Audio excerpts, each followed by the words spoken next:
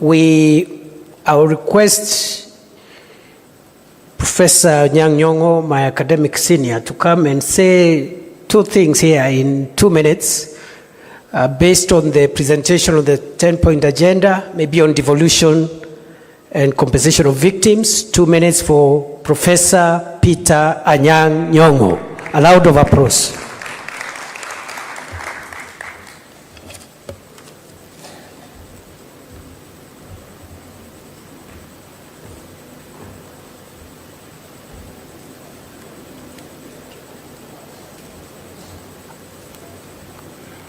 Your Excellency, the President and the Vice President, thank you so much for convening this meeting, which is extremely important and informative. I will only say two things that are effectively dealt with in this report.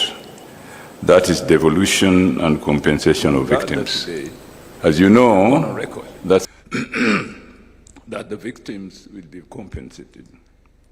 Secondly, devolution. You know, there was that famous story that a child always asks for more, and it's never enough. The Constitution of Kenya says that there are two levels of government, devolution and national, separate but interdependent. Kenya cannot really develop fully if devolved government is not fully funded for the development functions that it performs. I'm grateful that it is said that the equitable share of revenue to counties has increased to 385 billion shillings in financial year 2024-2025 to 415 billion shillings in financial year 2025-2026. This is good. And it is projected to rise to 450 billion shillings in 2026 and 2027. We are happy about that. But you know, as I said, we will never stop asking for more. Thank you. Thank you, Prof. Thank you very much. Your Excellency, the next item, before I call ODM party leader and then invite you, I want to announce after those keynote addresses, we shall have a short plenary of about 15 minutes so that a few of us also can say a few things. Starting with the Chair COG, I see a good turn-up of governors here. We appreciate you, and then we'll have a few other members. I have the permission of the House leaders of the two Houses of Parliament to run the plenary as a retired leader of majority.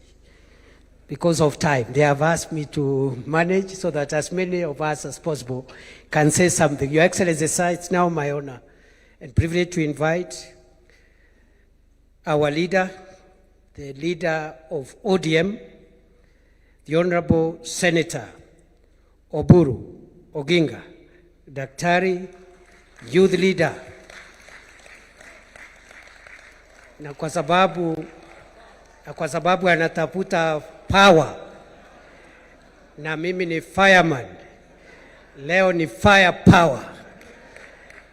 Karibu leader, karibu. Let's appreciate our leader, Senator OBURU.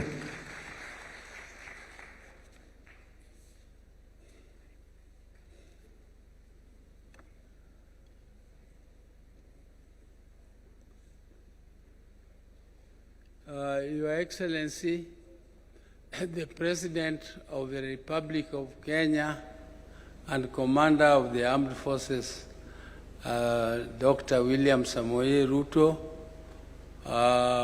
the Deputy President, and all protocols observed, fellow members of Parliament, I would like not to make, I have a written speech here, but I don't want to read it all. I want to have it here as part of the today's meeting, and I will give it to the press also to have it. But I'm used to speaking off the cuff. it is better for me than reading long speeches. Your Excellency, the report of the 10-point agenda committee headed by my sister, Honorable Professor Zani, is finally presented to us as a joint parliamentary session. Mr. President, this is not a small feat. Mr. President, the country has been waiting for this. The country has been waiting for this because we are in this broad-based government, but there are people who thought that this report is the one which formed the foundation for establishing broad-based government. Mr. President, I want to inform the country that broad-based government started long before the 10-point agenda came. Mr. President, therefore, it cannot depend, the broad-based arrangement cannot depend on the 10-point agenda. 10-point agenda was meant to strengthen the broad-based arrangement. And Mr. President, the 7th of March, which was slated as the date for making the report, was not the end of the broad-based arrangement. The broad-based arrangement goes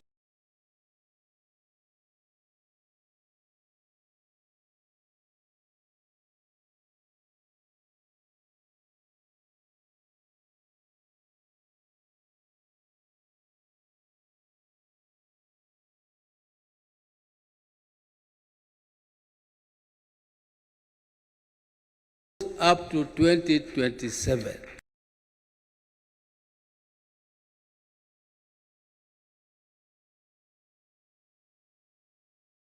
Implementation.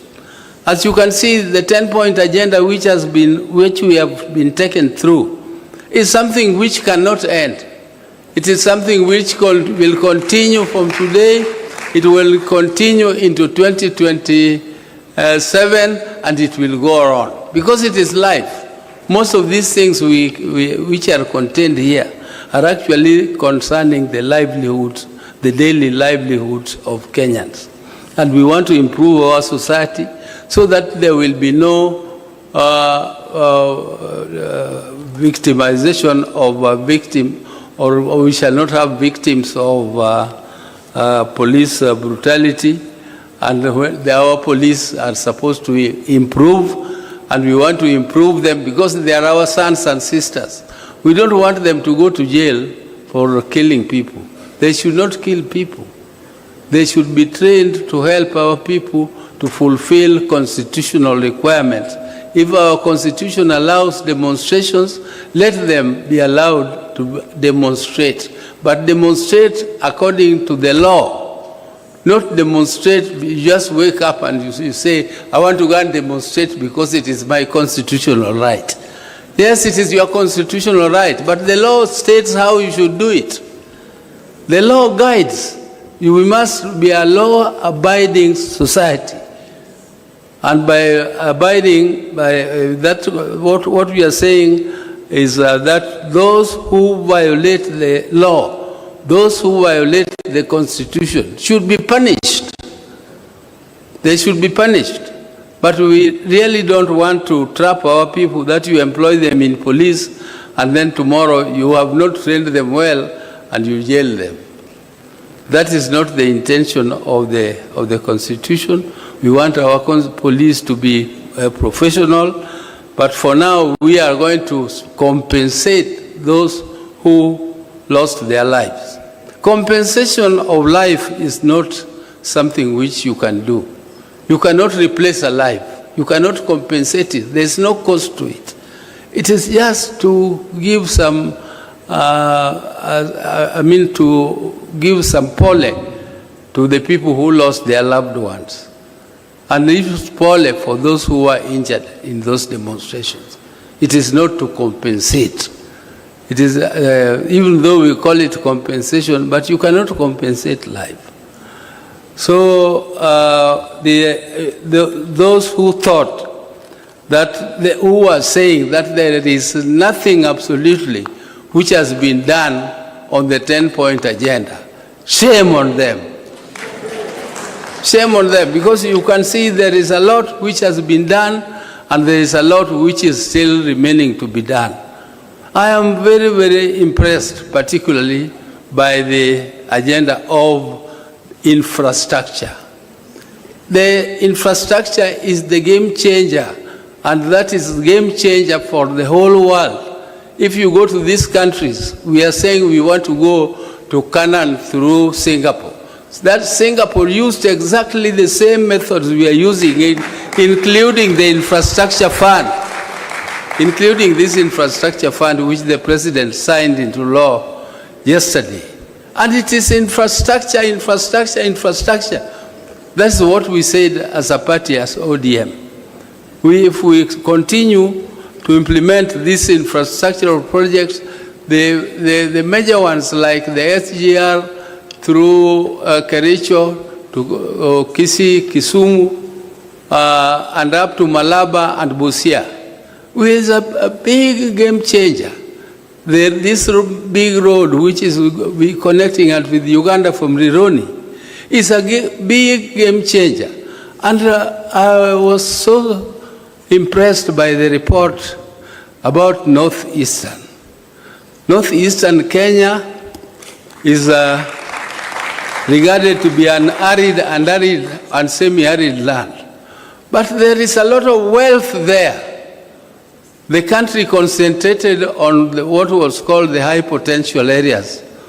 But they left the north, which has all the minerals. It has all the animals. We need to take big abattoirs there and take meat to Saudi.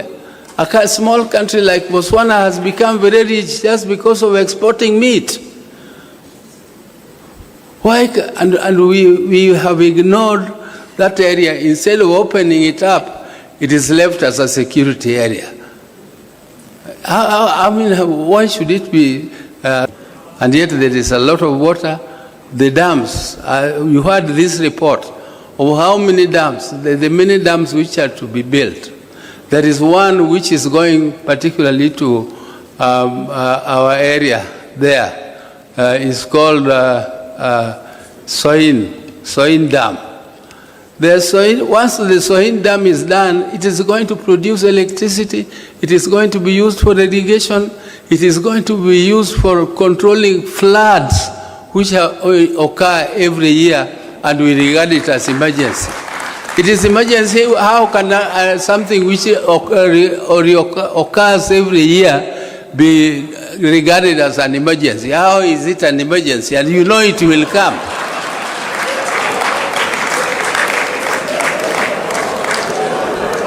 So you have... Thank you. Yeah, I don't want to... Your Excellency, I said I'm not very good at reading speeches, and therefore I will leave this my speech. I don't know, I will give it to the President, but I have spoken my heart. I've finished what I wanted to say. Thank you very much.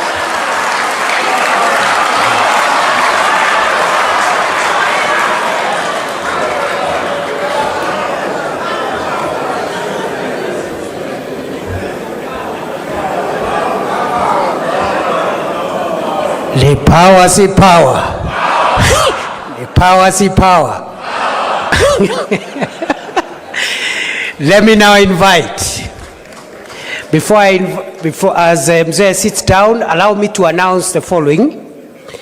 After the President gives us his keynote address, a few of us will say a few things very quickly by way of plenary, and I'm going to manage that so that we finish early. And then after that, there will be a closing reading of resolution by the two Secretary Generals of ODM and UDA, respectively. On that note, it is now my pleasure to invite His Excellency President William Ruto, Party Leader of UDA and Leader of the Broad-Based Administration. Ni power si power.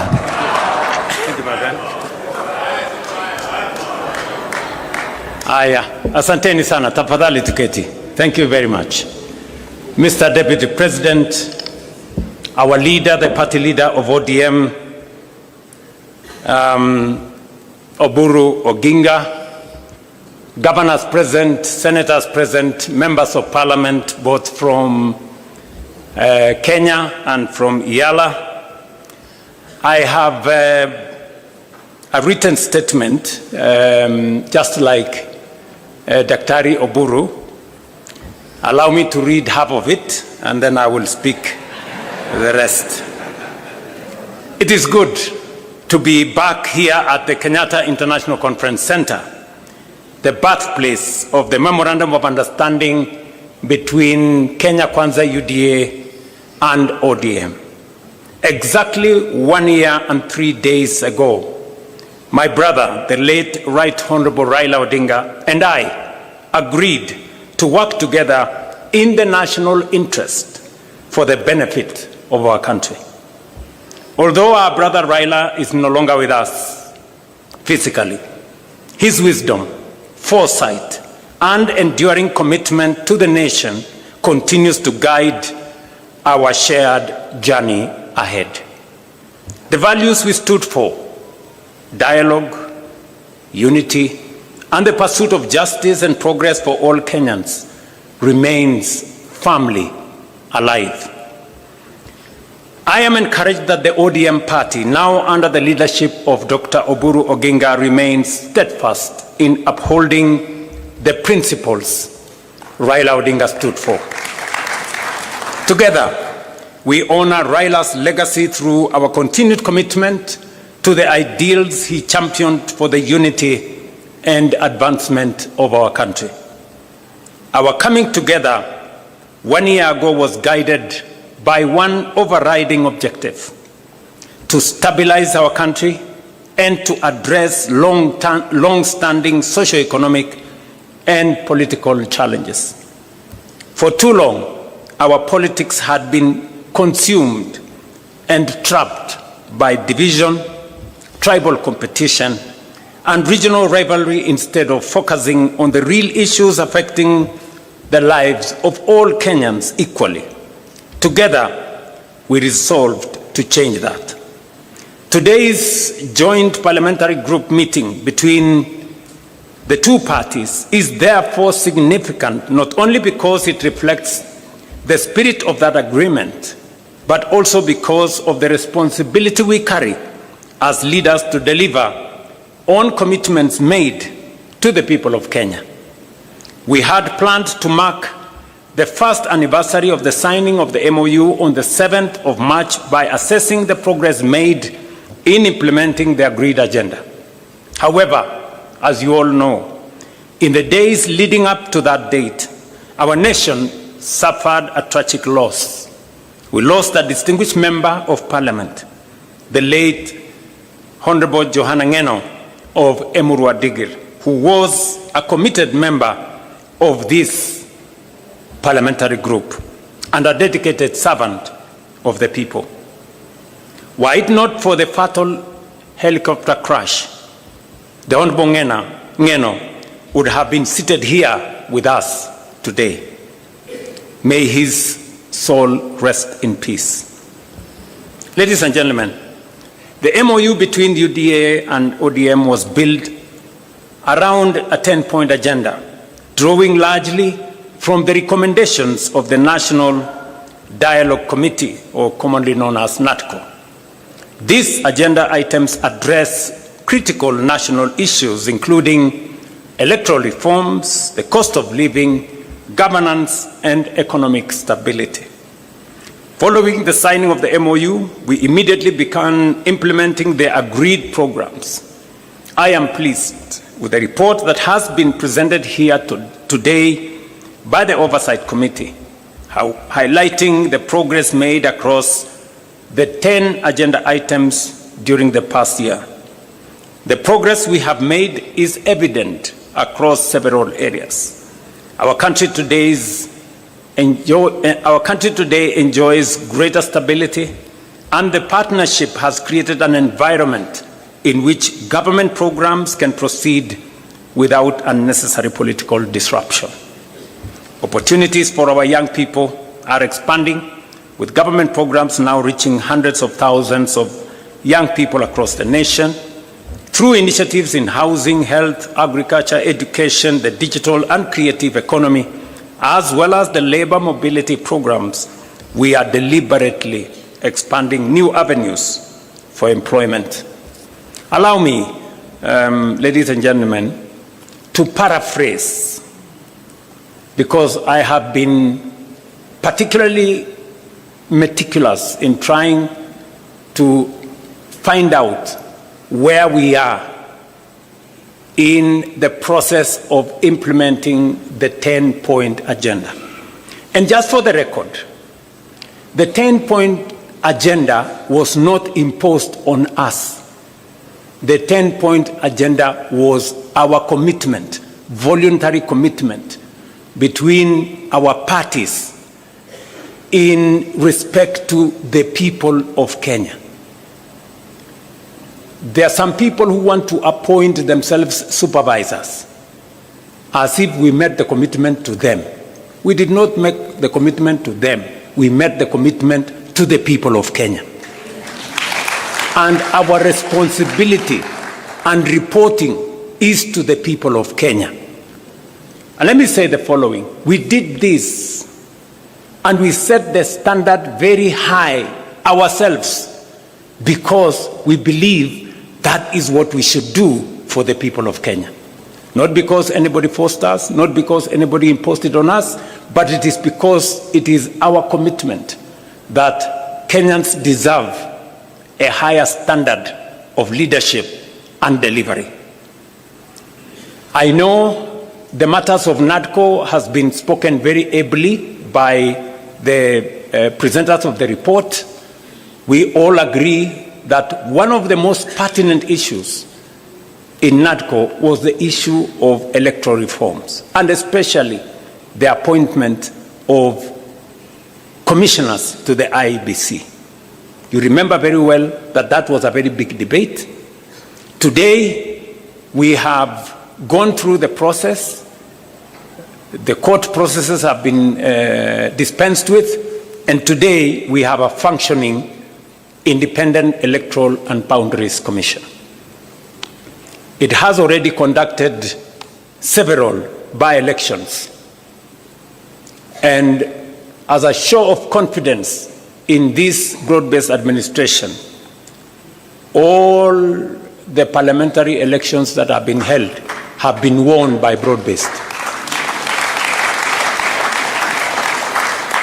I said all of them. Yes, just for good record, and we are not, Atusemi, that's what it is. Yeah, those are the facts. In fact, the last by-elections that were held, of the 4 seats that were in contest, broad-based won all of them. Again, for good record. But that is not what I'm trying to say here. I'm trying to say that we are faithful to our commitment. On matters to do with legislation that is there in Parliament, we know there has been back and forth between the two houses. We will be recommending in this PG that we have a broad-based negotiating team.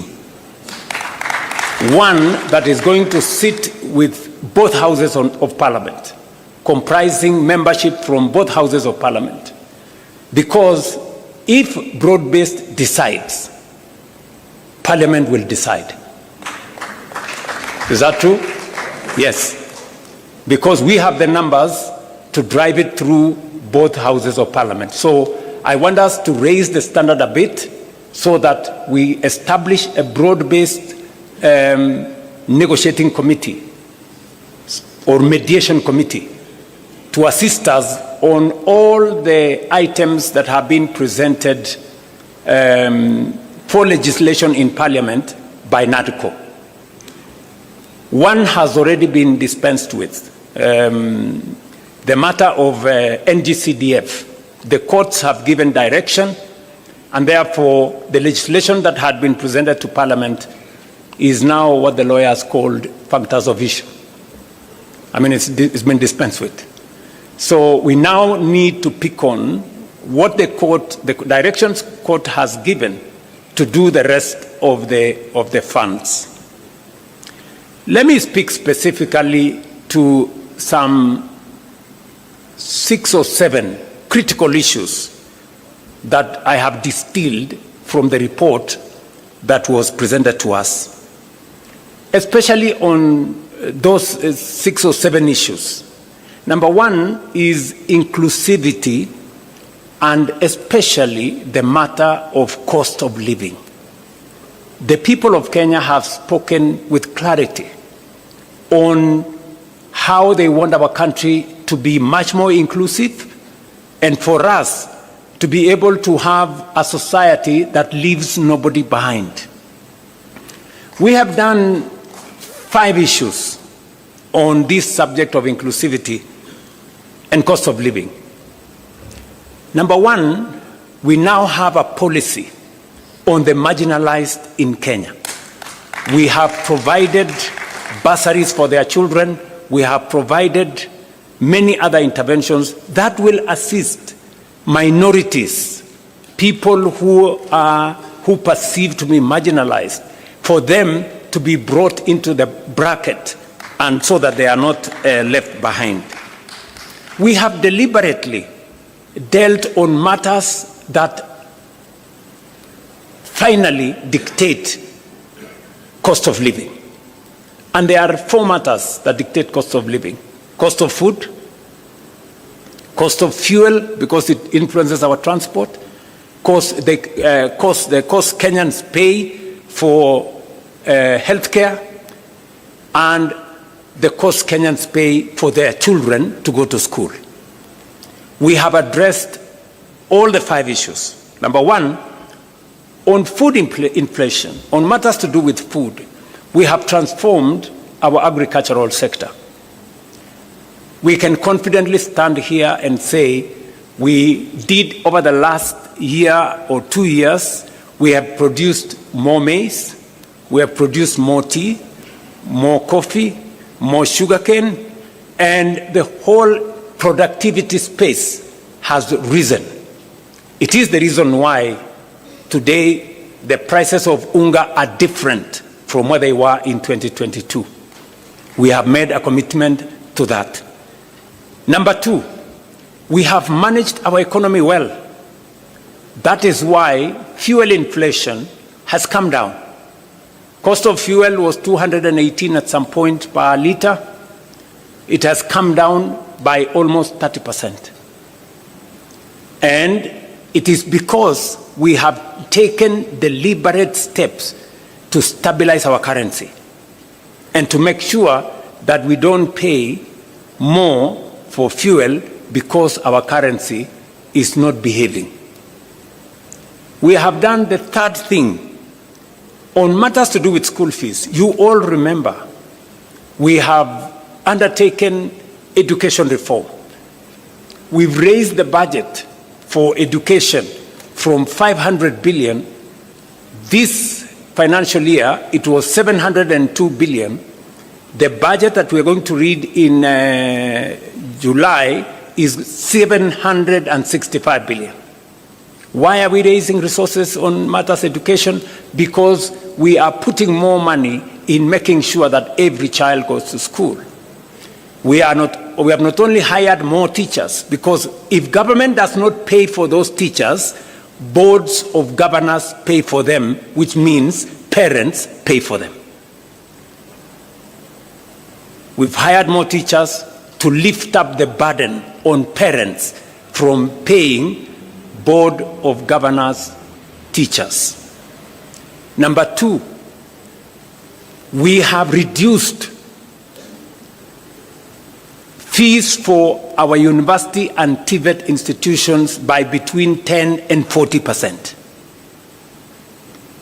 The committees on education are here.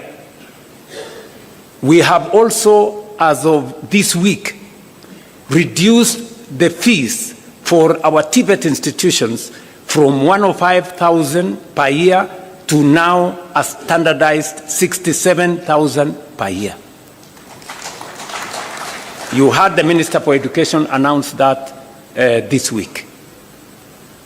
It is because we want to make sure that we lift the burden of parents on matters to do with school fees. And that is the standardized fee. And then we will now go in with all the bursaries. The counties are given all the bursaries. The NGCDF is giving. And we have signed agreements with counties. You remember the Comptroller of Budget did raise issues on counties supporting bursaries.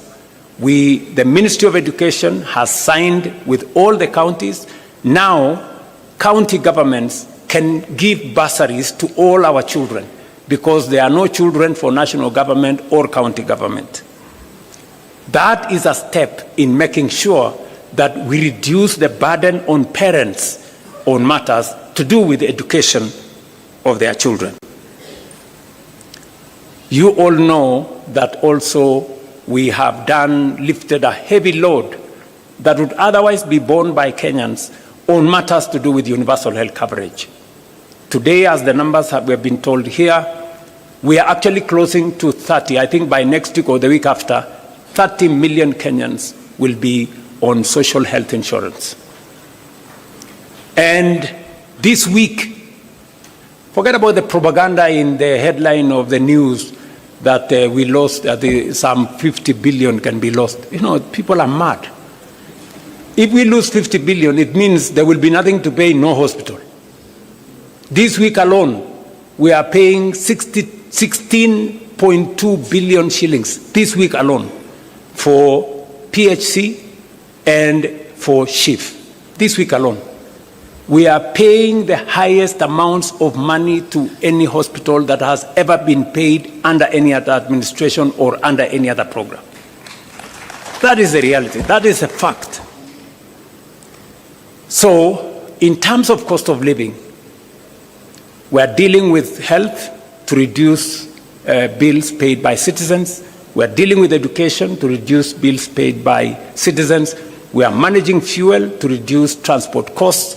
We are dealing with food so that we can reduce the cost of living. So I want members of this PG to walk with your heads high. This administration, the administration you have formed, is tackling cost of living head on. And finally, we are making sure that more Kenyans have income.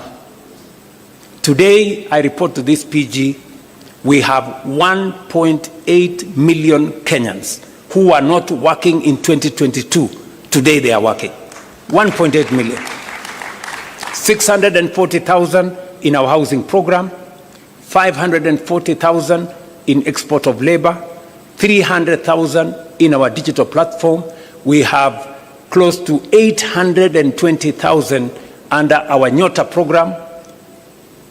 120,000 of them, we have given them grants.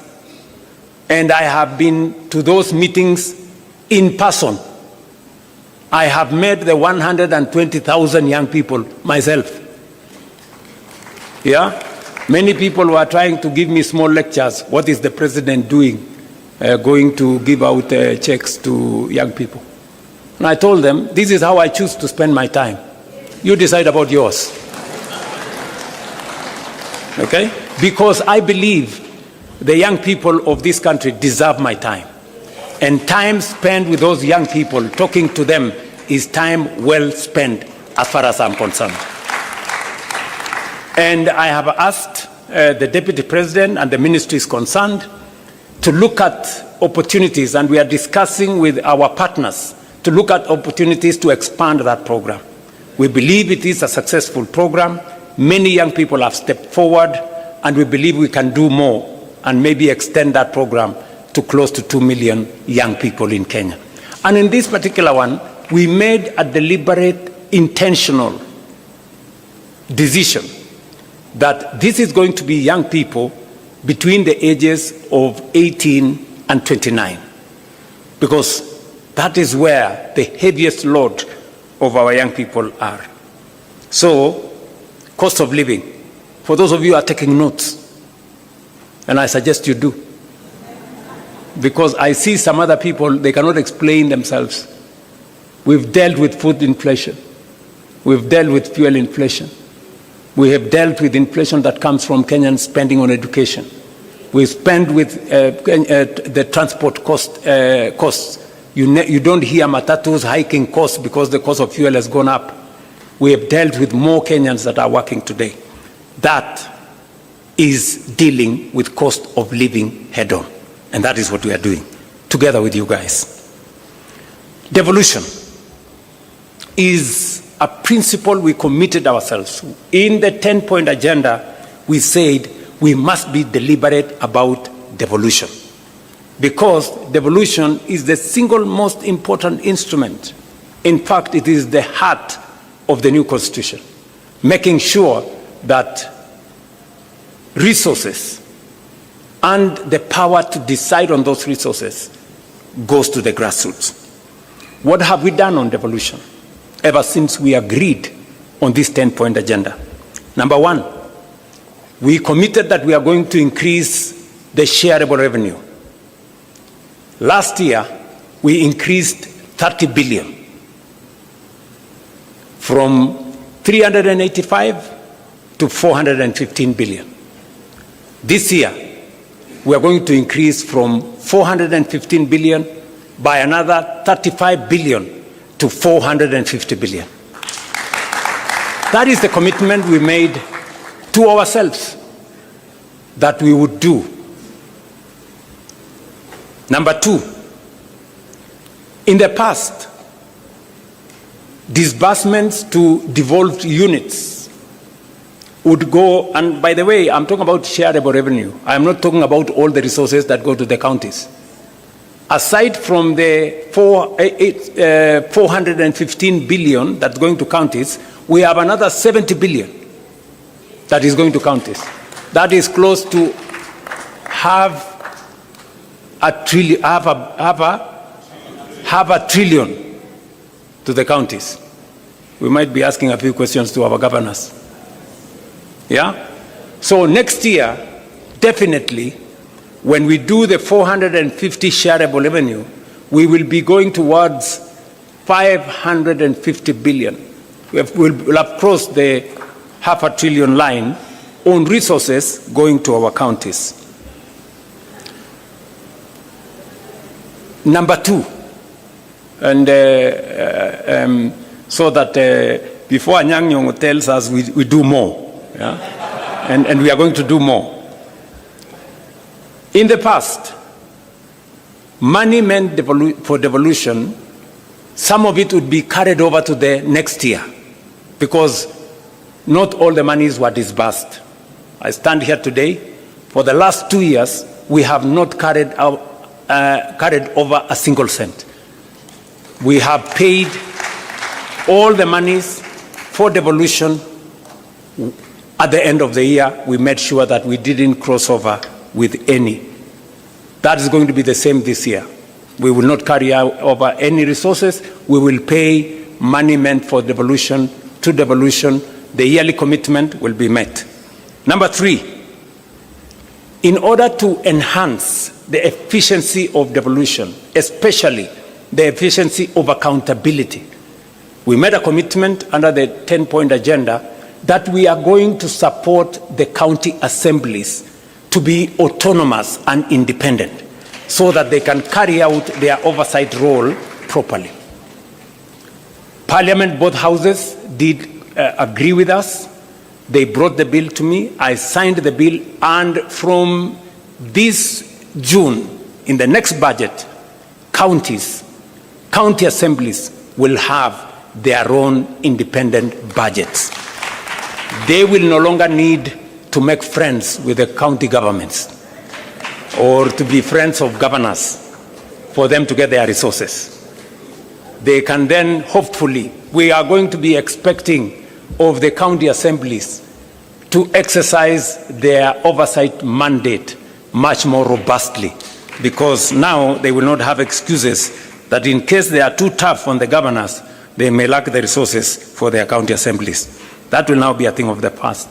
And then number 4, on devolution again, we realize that just as we have the national administration, the county assemblies, members of county assemblies and governors have no pension. And we have made the strategic decision that the bill that was there in Parliament, which in my opinion has serious challenges, it is my position that we now agree in this PG, that it is only fair. Governors and members of the county assembly are elected leaders like us. The same way we have pension, it's only right that they have pension. We all agree on the principle of contribution. The same way we contribute pension, they too, and I don't think they have a problem contributing to the pension. So it is my request to this assembly that we change the law that currently is in Parliament so that we include governors and we make sure that that pensions bill is contributory. Yesterday, I did sign into law the pension benefits for judges. I don't think we should leave our governors and county assembly members behind. So those are the 4 fundamental things that I wanted to say on matters to do with enhancing, supporting, and integrating devolution into our governance system. Finally, now that the court has pronounced itself on the matter of CDF, it is my belief that the bill on ward fund that currently is in Parliament should now be fashioned along the recommendation that has been made by the court and fast-track it so that our county assemblies can equally have a legal framework to guide on matters to do with ward fund. And I don't think this great assembly of PG has any problem with that. Do we really have a problem with that? Very good. So I think that will be the next thing we are going to do. And I appreciate that many governors have already implemented the ward fund even without this legislation. Now, let me go to the third issue that I thought is important for us. The matter to do with leadership, integrity, and the fight against corruption. This is a key commitment that we made under the 10-point agenda. Now, let me say the following on this matter. Number 1, as part of our commitment to leadership, integrity, and the fight against corruption, you know very well we had a candid conversation on holding ourselves as leaders to the highest standard of integrity. You remember, members here, I don't want to remind you, but you remember we had a difficult decision. We had a difficult conversation, right, on that matter. It is because we chose ourselves, these members, we chose that we need to raise the bar. And I want to thank members of parliament here. You passed the conflict of interest bill, which I signed into law. If there is a demonstration of leaders sitting here that they want to be held to the highest standard of integrity, it is your passing of the conflict of interest bill. Today, it is law in Kenya. And I want to congratulate both houses for stepping up and measuring up to the yardstick of integrity. Number two,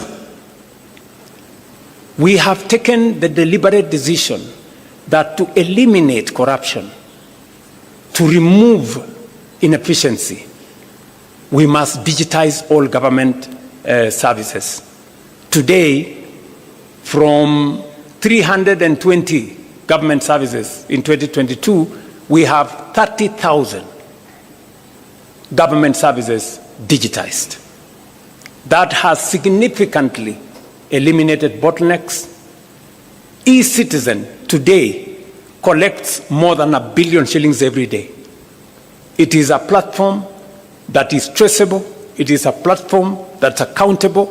The old system where people were paying cash and paying through checks and paying through corners and paying through pay bills, we have stopped. And today, if you pay on eCitizen, you don't need a receipt because it is traceable from who paid, for what service, to what account. We have digitized government services as part of our commitment to eliminating corruption. Number two, I did sign into law, June last year, the money laundering and anti-terrorism financing law. Again, as our commitment as an administration and as a country to transparency, to accountability, that illicit flow of money does not find its way into Kenya. As I speak to you, we also undertook three significant steps as a means of accountability and reducing on corruption. Professor Anyang' Nyong'o, who was in our treasury, will tell you we have been struggling for the last almost 20 years to do what we called single treasury account. It has never happened. It has happened this year.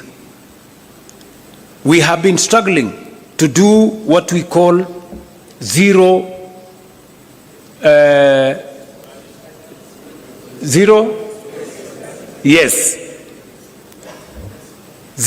budgeting, meaning that we eliminate confusion.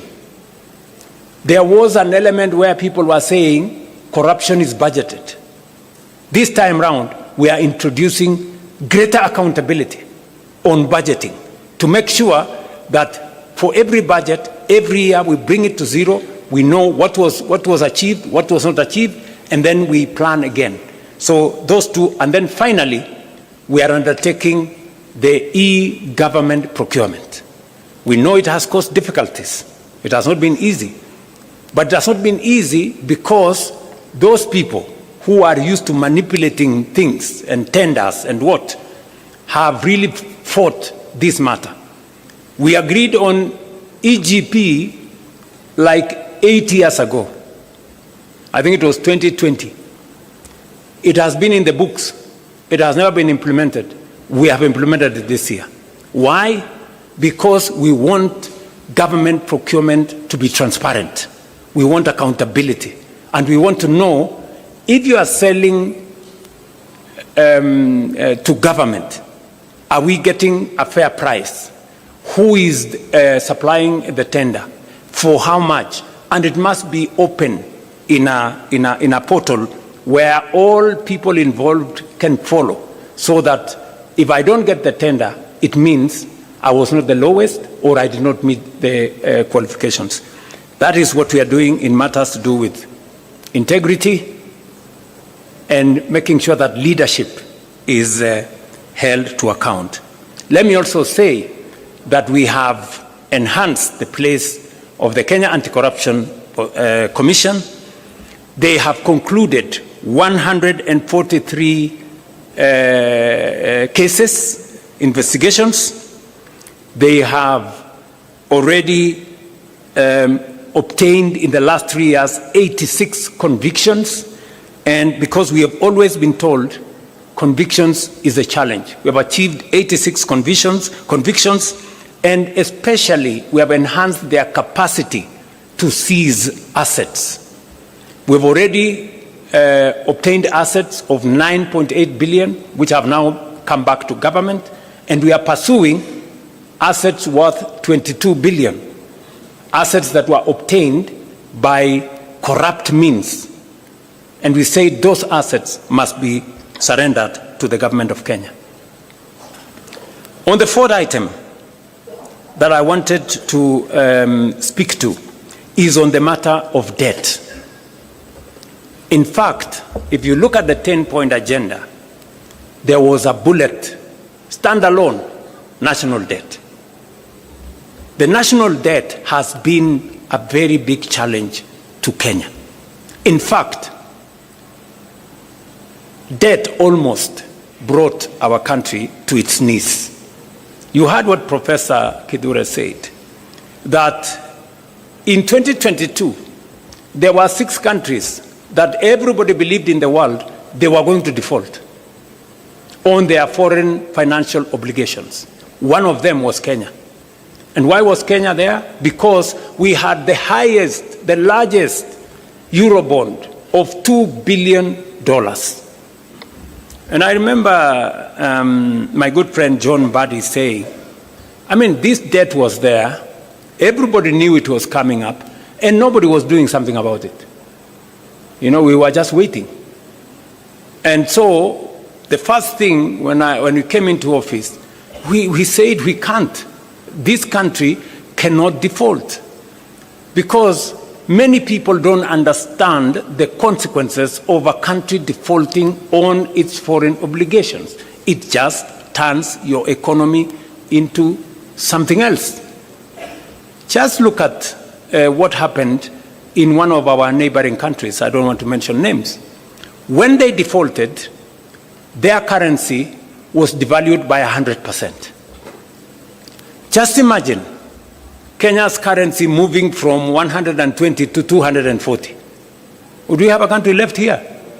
And you know, there were very many people who were persuaded that the Kenya currency was going to go to 200.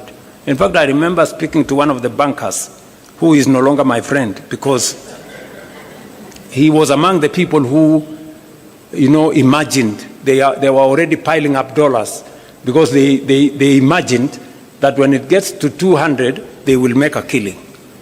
Unfortunately for them, they had to make losses, because the 200 shilling dollar did not happen. So we had to intentionally deal with the debt. What have we done on matters to do with debt? Number one, we made sure that we did whatever it took. And I appreciate that I had to make some very difficult decisions for us to be able to escape that default. We had to cut down on spending by about 300 billion. We had to remove subsidies on unga. We had to remove subsidies on fuel. We had to eliminate, we had to stall some of our projects, because we had to pull back from continuous borrowing. That's number one. Number two, we did not just avoid default. We now went into a plan on how do we reorganize our debt. How do we successfully negotiate our way? I can confidently, that's why we went to the market. We went to the market in February 2024. We went to the market in February 2025. We went to the market in October 2025, and we went to the market again this February. To do what? To do liability management. The debts that were due next year, we now have no debts due in 2027. We have a small debt due in 2028. Then we will go to 2037. We have reorganized our debt portfolio so that it doesn't threaten our fiscal sustainability. And I must thank John Mbadi and his team at Treasury. They have done a very commendable job. Muwapigie makofi. We have also engaged some of our lenders.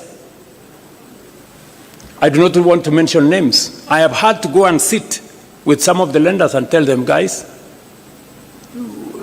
some of these loans, the repayment is too steep for us. You know, some of the interest rates you are charging us are very high. And we have successfully managed to reduce some of the interest rates. We have managed to change some of the structure of the debt so that instead of too much upfront payment, we have managed to negotiate to make them concessional. And today, I can confidently tell the country that we have avoided situations that would put a lot of strain in our budget. And number 3, we have also decided that we are going to be innovative. We are going to be creative in how we do public assets. It is no longer tenable for us to continue borrowing. That is why we have said we are not taking any borrowing resources unless it is absolutely necessary. I see some people say there has been a disagreement between Kenya and the IMF. There is no disagreement. We have just agreed on what to do. We have agreed that if we need your money, we will come for it. If we don't need it, we will do with the resources we have. I mean, how does that amount to a disagreement? Are we together? Yes. I mean, is it wrong to be able to stand on your own and do your own stuff? Is that a weakness or a strength? Yes, tumia akili bwana. So, what have we done? We have decided to have alternative instruments of financing our development. We went the route of securitization. Many people told us, oh, you are going to do this. Because of securitization, and I must thank members of parliament, when I negotiated with you and I told you, guys, forgo these 7 shillings, it will help us raise money. We raised 175 billion shillings. We returned all the contractors to our roads. We paid them. Today, we have 6,000 kilometers of road going on in Kenya. We have 90% of our contractors are back on site, and new roads are now being contracted because we decided not to continuously depend on the budget. We looked for alternative instruments of financing our road infrastructure. We are doing the same with Talanta. We are doing the same. Look, when I say innovative, I was explaining today in the morning, how did we decide to finance Talanta? The sports fund has been a fund that has been there forever. That sports fund has not achieved much because you find a few, a small project there. Most of the money is lost. Another project there, so you some cabro in some place, some gate in some place. We decided that instead of spending this money with no accountability, let us consolidate it and do a big project. Today, and somebody was saying, oh, William Ruto has pledged for 15 years money from the sports fund. Yes, we have done it. But at least we have Talanta Stadium complete, standing here. Tell me, sports fund has been there for 20 years. Which other project has it done? Can you show me one project? At least I can show you what it's going to do for 15 years. Are we together? Yes, that's how innovation works. How are we building bombers? Have you seen any budget have you seen any approval of any line of budget in Parliament for bombers? We are building bombers using the tourism levy. Tourism levy has never done anything for this country for the last 30 years. Nothing. Kuna kitu mara sijui nini naenda kusponsor kitu moja hapo, naenda kusponsor pale, nagawiwa sijui waziri achukue pesa ngapi, sijui nani achukue pesa ngapi. Today, that money is building bombers.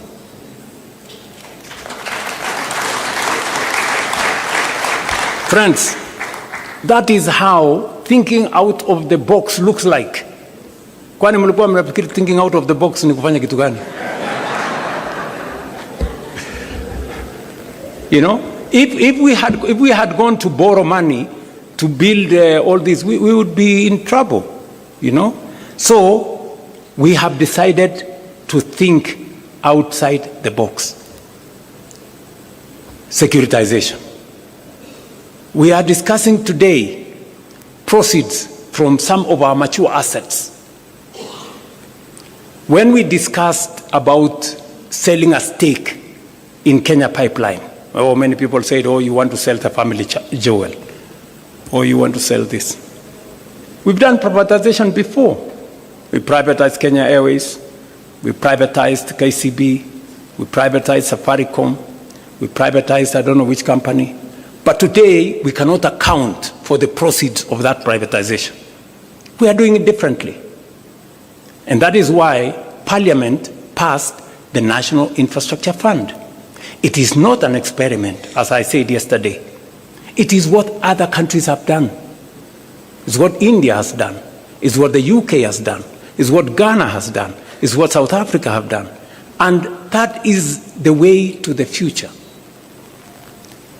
This morning, Leo, I rang the bell at Nairobi's Securities Exchange, and we collected 106 billion from the sale of our stake in Kenya Pipeline IPO. And we are going to put that money in the National Infrastructure Fund. You know, let me explain to you. If we don't have the National Infrastructure Fund, the National Infrastructure Fund gives us a different leverage. It multiplies that 106 billion 10 times. You know, not through magic, no. Through innovation, creativity, and financing. And that is how we are going to have additional resources to do our roads, to generate more energy, and to do what our senior here, party leader, was saying. He said, we pretend that there is always an emergency in northern part of Kenya, when we know it's going to happen. Because of what we are doing now, if you read today's newspaper, we have already advertised for several dams. So when I talked about us using the National Infrastructure Fund and proceeds from privatization for building infrastructure, we're not talking about the future. We're talking about doing it now. We've already done the contract for Jomo Kenyatta. That is where about 15 billion shillings is going to go. And that 15 billion shillings is going to enable us raise 150 billion. Just by putting 15 billion. It's the same thing we are going to do with the dams. If you check today, we have already advertised several dams, because that is how we are going to cure the problem of food insecurity. Water harvesting, water storage, irrigation. That's how we are going to eliminate the shame of hunger in our republic. And we are beginning that journey today. Many people were asking themselves, will the National Infrastructure Fund be accountable? I want to tell you, yes, it's going to be accountable. It's going to be accountable to Parliament. It's going to be audited by the Auditor General. It's going to engage Cabinet. And we are going to make sure that no shilling of that money is going to go anywhere except for productive national infrastructure. I will be appointing the board tomorrow. The governing council tomorrow. Then they will be the one to competitively recruit the board, because we want to inject transparency into that space. I was saying this in reference to debt, how we are dealing with debt, and how we want to make debt not a threat to the Republic of Kenya. Number one, we have negotiated with our lenders. Number two, we have rearranged, using liability management, the debt portfolio. Number three, we are using different mechanisms to raise revenues for matters to do with the public infrastructure development. We are using private-public partnership. Finally, the Rironi Mau Summit Road We are not even investing money from the public. That is being built using private-public partnership. And that is how we are going to grow our country without putting too much burden on citizens on taxation or over-borrowing from everywhere. So, national debt. So if anybody was doubting the commitment of the broad-based government or our commitment to the 10-point agenda, I have explained with clarity what we are doing, because we set up this exam ourselves. We wanted the highest standard for ourselves so that we can serve the Kenya people better. Let me go finally to one more issue, and that is the issue of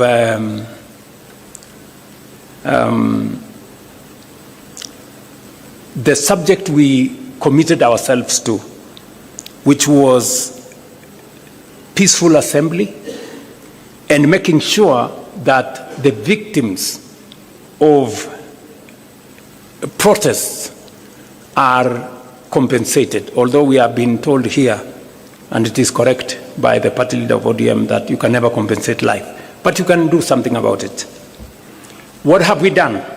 You know, many people are saying, oh yeah, maybe. I took the first step and gazetted a victims' compensation panel. It subsequently went to court, and the court held it for a while. Even as the court held it, we did some work. We have identified all the victims, as we talk to you, with the Kenya Human Rights Commission, with the Independent Police Oversight Authority. We have identified all the victims and profiled their names, and we have already made sure that we have a comprehensive list. We did not even stop at 2013. We went back all the way to 2017 to make sure that all those that were affected by protests from 2017 are now captured. So we have already identified all the people in there. We have provided resources. You will be approving 2 billion shillings to make sure that we have the resources to compensate those people. Finally, the court came through and gave direction on how that process should be done. And last week, we now, in compliance with the decision of the court, last week we gazetted a panel, as was recommended by the court, to expedite this process. And it is our belief that unless something else happens, we should be able to conclude this exercise before June, so that we can all be in that space. But we are not stopping there. We are saying we want to look at the future. And so I think it will be right for us in this PG to recommend that the Kenya Human Rights Commission propose a law to Parliament on protection of protesters. Let there be a law on how to protect protesters, because it is a constitutional right. We do not want to propose the law from the executive side of government. Let it be proposed by the Kenya Human Rights Commission in consultation with others, so that we can carry that through. Let me conclude by saying that aside from that, we have facilitated the Independent Police Oversight Authority to make sure that those security officers in breach are held to account. As I speak to you today, 35 cases have been successfully prosecuted, and 49 police officers have been convicted. As I talk to you, we have another 30 cases that are undergoing disciplinary action in the police, and the process is ongoing. We have implored on the Police Oversight Authority to appropriate this mandate as efficiently as they can so that we can all move together in that same direction. On matters to do with the rule of law, I think it was explained to us here with a lot of clarity. Number one, we are facilitating the courts to make sure that they have the human capital to deliver on this mandate. I did swear in 11 judges of Court of Appeal. There is an ongoing process of hiring more judges. There is also an ongoing process of hiring more magistrates. We have provided the resources for that. We did provide also resources for the mobility of our judicial officers. They wanted some vehicles. We have provided the resources for them. They wanted the resources to do e-filing across the country. We have provided resources for them.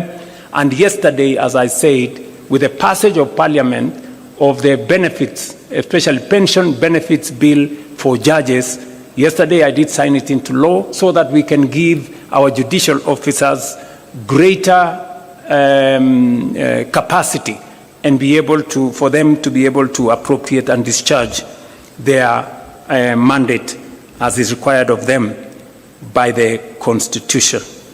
So, in a nutshell, these are the items I wanted to speak to you about, just as summary of the items that we are engaged in as an administration. And we are not doing this to satisfy the 10-point agenda. No, we are doing this because it is good for Kenya. And because we made a commitment, not by force, but because we wanted to do it.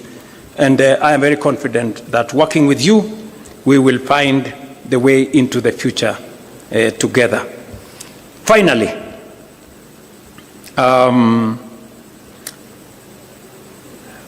while some initiatives have taken longer due to parliamentary and other judicial procedures, we must now accelerate the passage of the laws that are there in Parliament. And I do recommend that we establish a mediation committee, a broad-based mediation committee, to negotiate between the two houses of Parliament so that we can fast-track whatever is remaining of the 10-point agenda.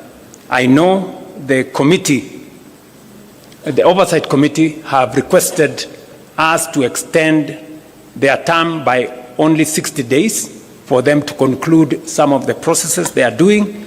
And I think it's only fair. They have done a great job. I think it's only fair that we extend that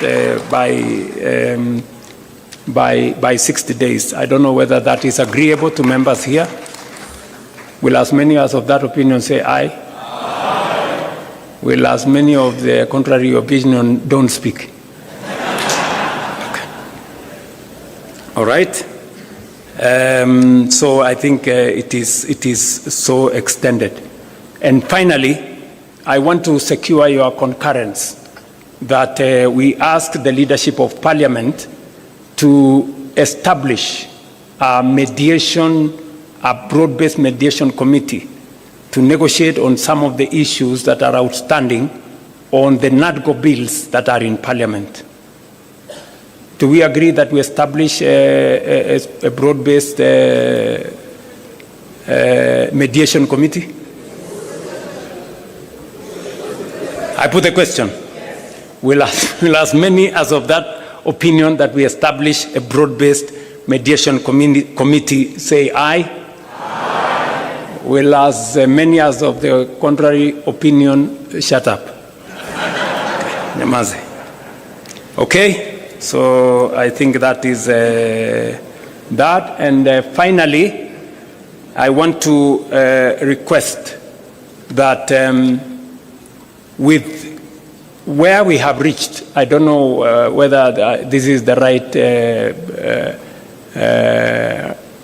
point for us to say this. Where we have reached in the consultation, I will maybe want to ask the leadership to come and read for us the summary of what we have achieved. But let me say the following. because following consultations between the party leader of ODM and myself, on behalf of all of us,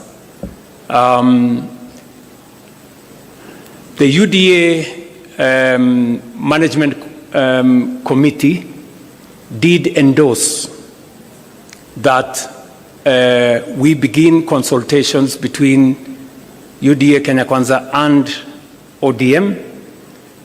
It was also approved by the National Executive Committee of UDA, and it was also approved by the National Governing Council of UDA. The same happened for ODM. There was, I think, a meeting of the Management Committee of ODM, NEC, and also the other organs.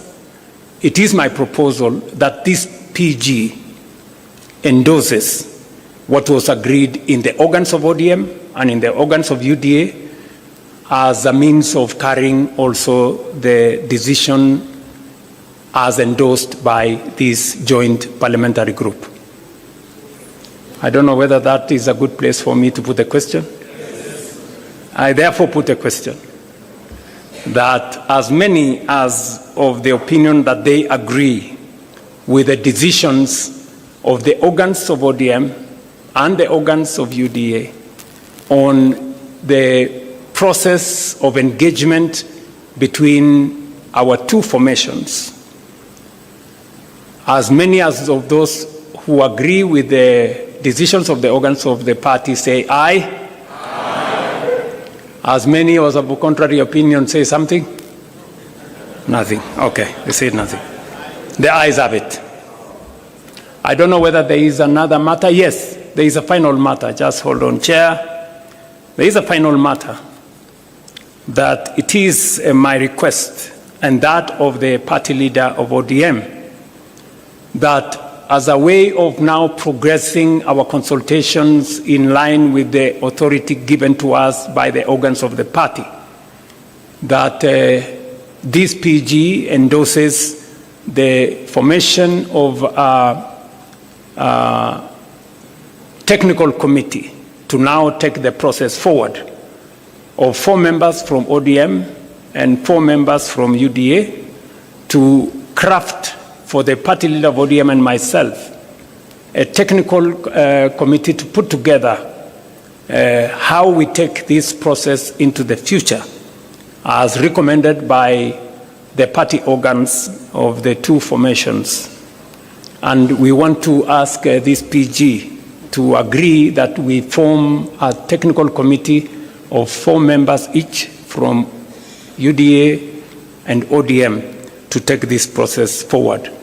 As many as of that opinion say aye. Aye. As many as of a contrary opinion, if they want to say something, they have nothing to say. Okay. The ayes have it. Okay, it is, I think for good record, we should say the ayes have it. I think I have discharged my mandate as permitted by Daktari Senator OBURU Oginga. I did secure his concurrence that I undertake this exercise. So I want to say thank you very much. I leave now the other processes to the rest of the people. Yes, yes? You want to say something? Are you sure you want to say something?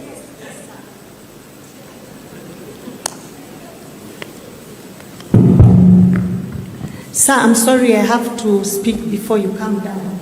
Please say something about the 2/3 gender rule.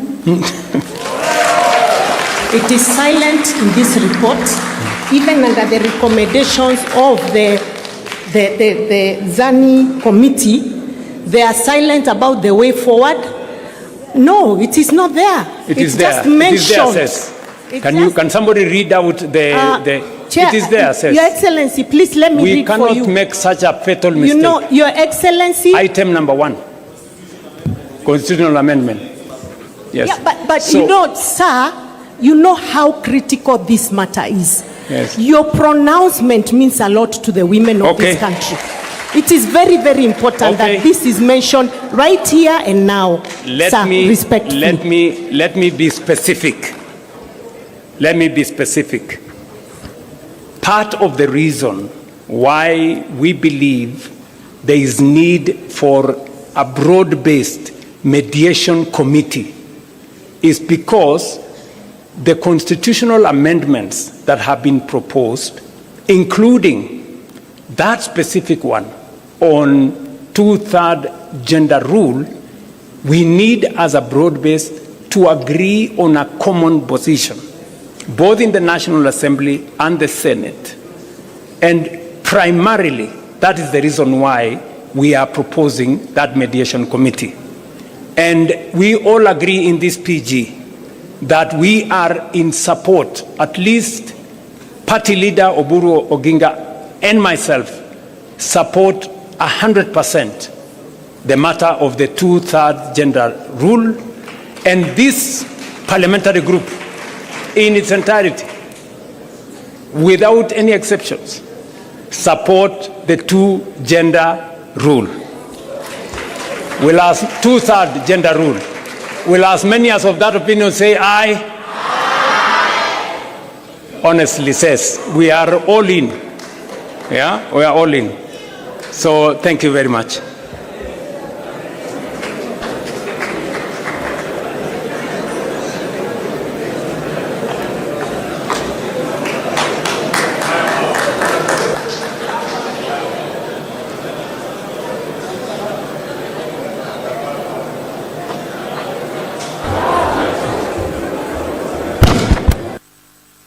I think His Excellency the President has allowed us to sit down, those who can sit. Ni fire, si fire. Ni power, si power. Fire, power. Now, we've run out of time. We will very quickly conclude by acknowledging Your Excellency in this meeting. We have had the attendance of 137 National Assembly members of UDA and 68 from ODM.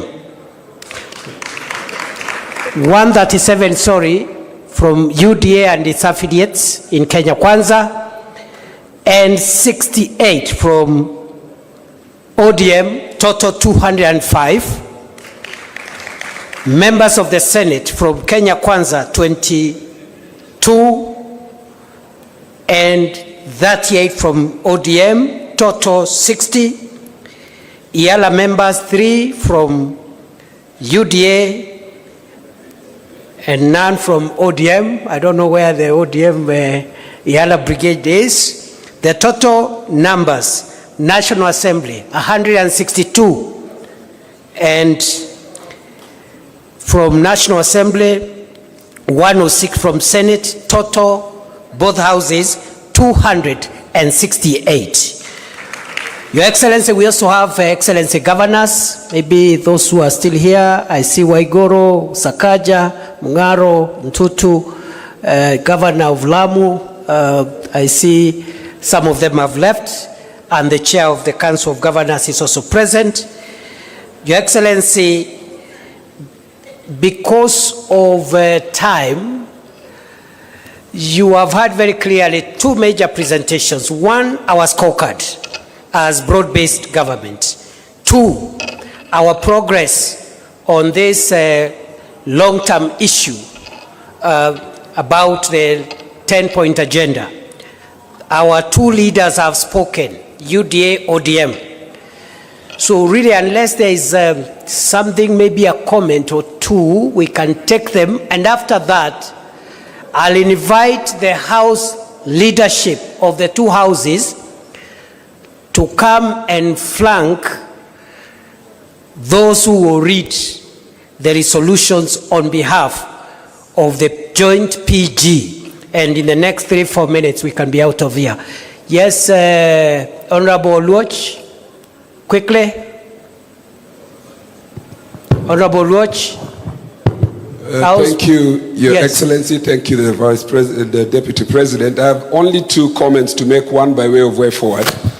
The main issue that I want to say is the communication that comes out of here must be clear and succinct in terms of what the 10-point agenda has achieved. Correct. And I think His Excellency the President has properly captured this. Yes. Much more than I see on this report, and not because they have done a bad job. I think we must recall this document and capture what the President has said in terms of what has been achieved, so that what goes out to the public captures both what the President has said and what the committee work has done, so that we don't give any room for miscommunication. My second and last point on the issue of governance and the rule of law is to provide for a consideration on how we can strengthen political parties and continue to fund political parties as per the law required. Thank you, Your Excellency. Good job. Can we take a position on that? He thinks the President's explanation has been a little more... Yes. We can do an executive summary and release a dispatch maybe later today. Not immediately now. Release a dispatch on the 10-point agenda in a more comprehensive manner. So members of the press, you will have to wait until later in the day for that dispatch to be issued. And also the funding of political parties, I think we are in concurrence. Will as many of that opinion say aye? Will as many of contrary opinion say nay? The ayes have it. Right? Other than that, any other comment? I think that was a very good input. I think we are good. Please, House leaders, one more from a lady member there. The last one. Yes. A point of correction. Yes. Talanta Stadium is now Raila Amolo Odinga Stadium. Thank you. That should also be reflected for the record. Corrected, please. Thank you. Thank you very much. Now, I think this is a good position to end because of the pressure of the parliamentary time this afternoon. Thank you very much, the leaders of both houses of parliament, both from the UDA and ODM side. We appreciate your giving us an opportunity to assist in the running of the affairs of this meeting. I now invite the leaders of both houses of parliament from both sides, UDA, ODM, to step forward and we'll get the resolutions read. After that, Gitonga, you will call for the national anthem. We conclude the meeting. Thank you. Thank you, DP. We'll ask Honorable Soro, Millie Odhiambo, if you're in the house, please step forward, and the two SGs.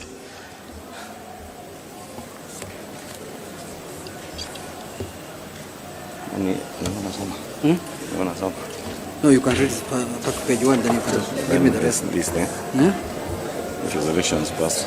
Okay. I will add that. No, where's answer na hapa.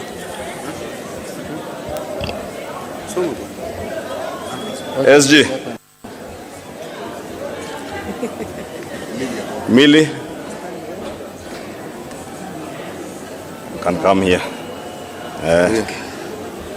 Break the answer.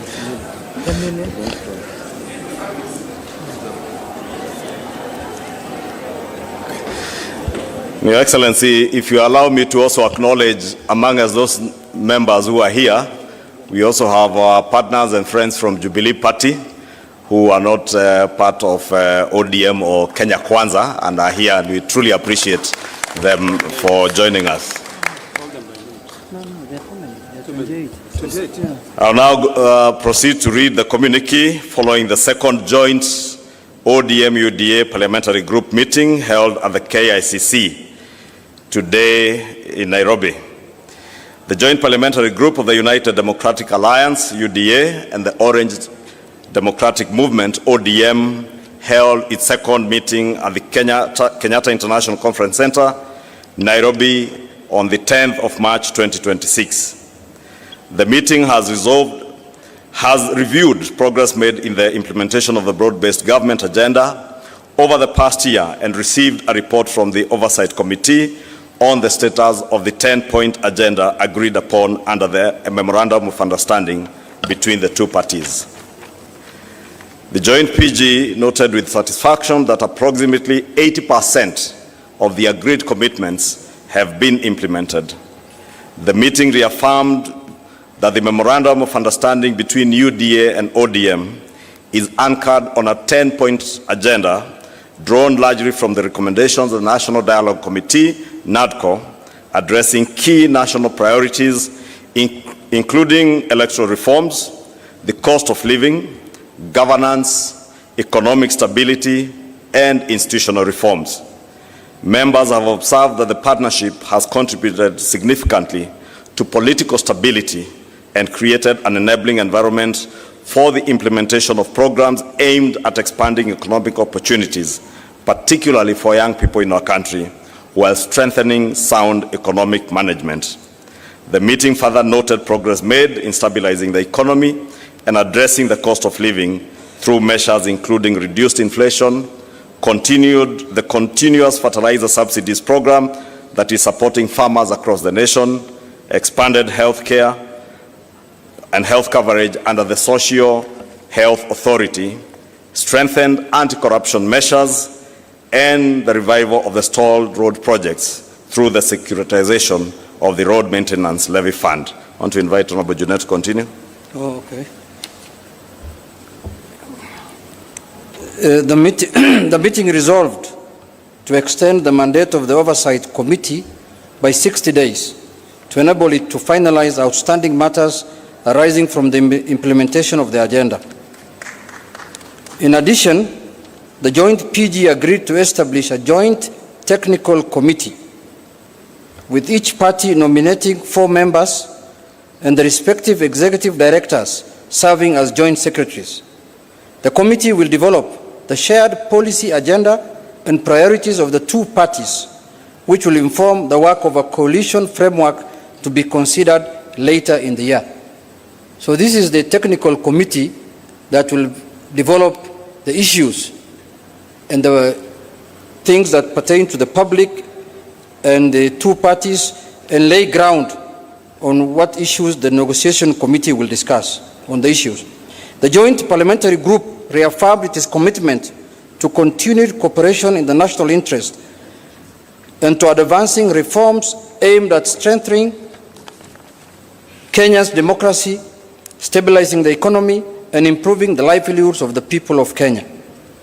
The PG resolved to adopt all resolutions passed by organs of the parties.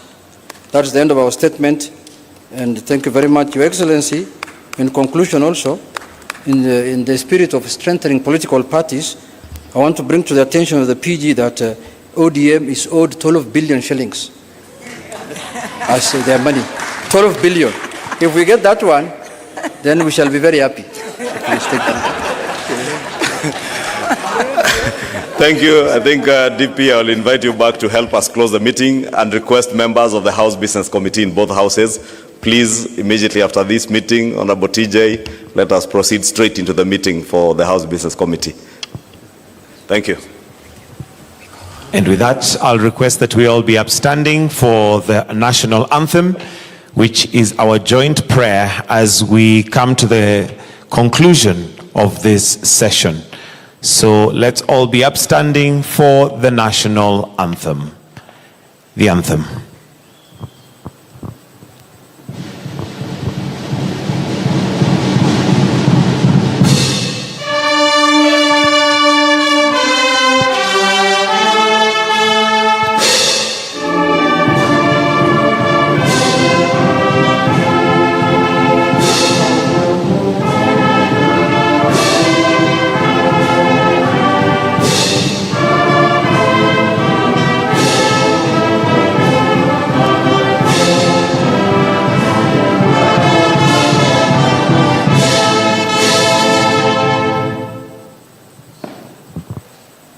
And with that, we'll now allow His Excellency to depart and leave at his own pleasure.